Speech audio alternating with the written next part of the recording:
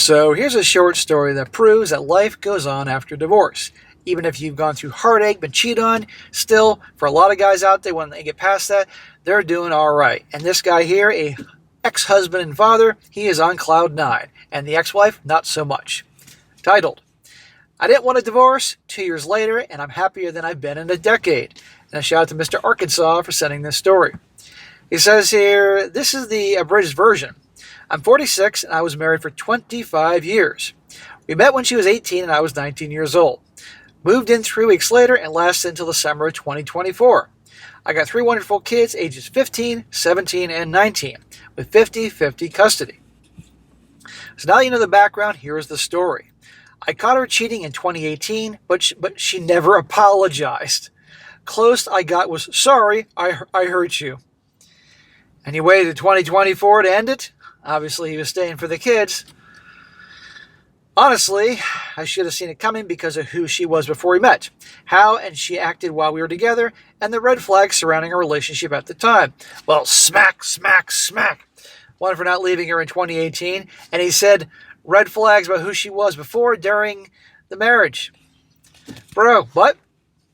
What's done is done. I stuck it out because I thought we could fix it. I also stuck around for the children. It was good at first, and honestly, the sex was incredible.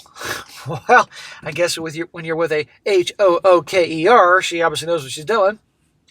But we never rebuilt the trust. Eventually, it became toxic, and when we stopped saying I love you, I realized that the end was near. Dude, it was over before it began. When she told me the day she wanted a divorce, I was devastated, heartbroken, but in the back of my mind, I was relieved. Yes, dude, freedom. I spent a few months online dating, searching for validation, and I started endless chats with a few different people, plus some random hookups. After a year, I met a gal, and we were together for 6 months. Unfortunately, it didn't last very long, but every interaction, every relationship, has taught me something about myself. There you go, after 25 years being married, of course everything's not going to be easy and smooth. He's starting over. Imagine being married 25 years, and then coming into today's dating scene with dating apps and social media and how things are far, far worse in that department. I mean, my God, totally different world. I mean, 25 years ago, that's really when a lot of the dating apps began. There was no social media in 2000.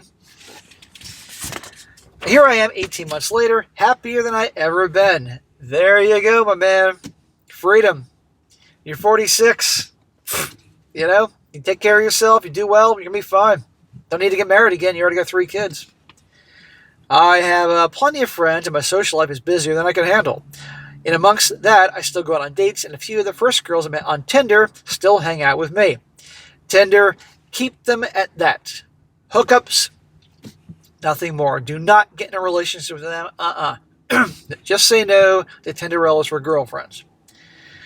I found that validation because I bring a lot to the table, and generally many people want to be around me. Well, there you go. You're a catch. You're probably so freaking happy you're walking around like John Travolta with a Staying Alive playing, and you're feeling so good about yourself, everyone wants to be around you.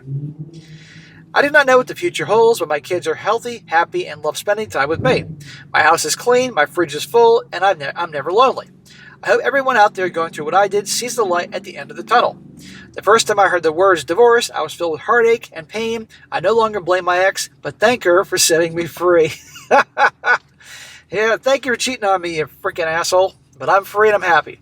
Now, that wasn't very long. I'm going to go through the comments, responds to a bunch of things. And as you're going to see, things aren't going so well with the cheating Jezebel, his now ex-wife. It says, somebody asked him, someone says to him, trying to make friends and date now after a long hostile divorce, do you have any tips on how you were able to increase your friend network and dating in general? And our guy responds, when I first got divorced, I felt the need to tell people because it made it real and permanent to me. So in that process, I started reaching out to pretty much everybody I knew just to see how they were doing. The biggest thing was censoring the negative from most people unless they asked or they were a really close friend. Don't complain about your ex constantly because very few people will tolerate that in a friendship. You need to keep that to therapy or super close friends. Yeah, nobody wants to be around somebody that complains all the time about their girlfriend or boyfriend or husband or wife or their ex and all that. It gets old unless they specifically ask. He also says, and then it hit Then I hit online dating almost immediately, seeking validation. See, this is one time I can understand the validation thing, because for 25 years he's been with her, and he's probably thinking, shit, am I still attractive? Do I have something about me? As opposed to women who crave the validation every fucking day for their entire lives. And I met several divorced women that were pretty happy to just talk about their feelings and experiences. Oh, whoopee. You're there to get some ass, not to talk about their feelings.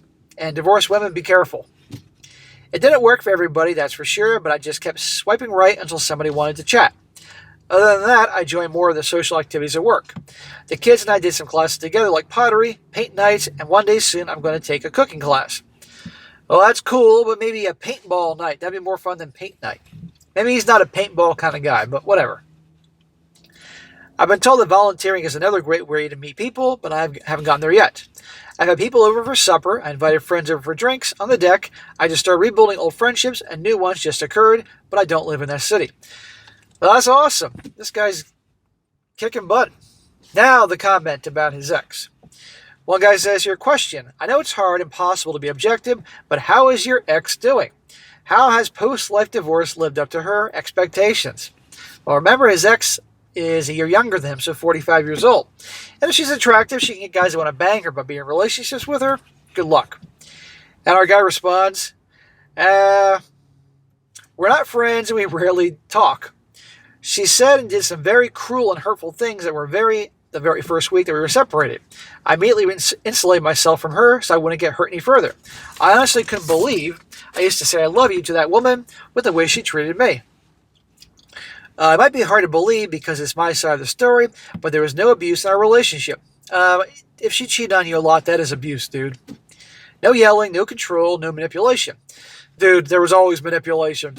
No financial or S-word abuse. We would hug each other every day after work. I'd hold her hand while we went for walks, and we'd go out on dates a few times a year and socialize with our friends regularly. And then a new guy started at work, and things fell apart in about 6 to 8 months later. The kids have said that she drinks a lot. Aha, there you go. Often by herself, and then she cries. Oh, what a shame. She's been unreliable and fairly self-centered. Well, cheaters are self-centered. She makes the kids take the bus in the winter because she doesn't feel like driving or she wants to go out to the bar. In the fucking morning? But I asked if they were eating properly, and I was told that she buys groceries regularly. I take full responsibility for their medical and dental appointments. I ensure their sports are paid for, they get to practice, and they get to tournaments and games. I handle all the school stuff, all the extracurricular activities. I gave them my second vehicle to use while they're not at their mom's, now that they have a driver's license. I try to make sure that every need is met for my kids, and they don't need to rely on her for anything about paying utility bills at her house. In a nutshell, I think she's doing okay. No, she's not. But I have no idea if she thinks it's a better way this way. For whatever reason, we reached a point of incompatibility. I asked for a couples therapy and to talk it out initially, but she said she was done and wanted out, so I didn't fight for her. Once the kids are out of the house, I don't care if I ever see or hear from her again. Well, dude, you're going to hear from her again. You know why? Because her life is shit. Obviously, she's not with that guy that she divorced you for, but you know what? At the end of the day, it worked out well. You're a free man, and you're having a good time, and that's great. Guaranteed, mark my words, her drinking a lot, and probably, I guess, during the day, because she couldn't drive the kids to school if there's a fucking little snowstorm or whatever, it ain't going well for her, and she will be back. Mark my words, guaranteed. Maybe it'll take a few years, but when she gets 50 years old and can't afford the lifestyle she had, she'll be back, and I wouldn't put it past her at all to try to manipulate the children to get you to talk and meet up and something like that. Don't fall for it. No way, Jose. So anyhow, guys, there you go. Another guy who's free, second chance at life. And if you guys are watching this and, you're in a marriage and it's dog crap and, you're staying for the kids and they're almost older or whatever, understand you can move forward. Is it going to be easy? Of course not. But in time, it's going to be okay. So good for this dude.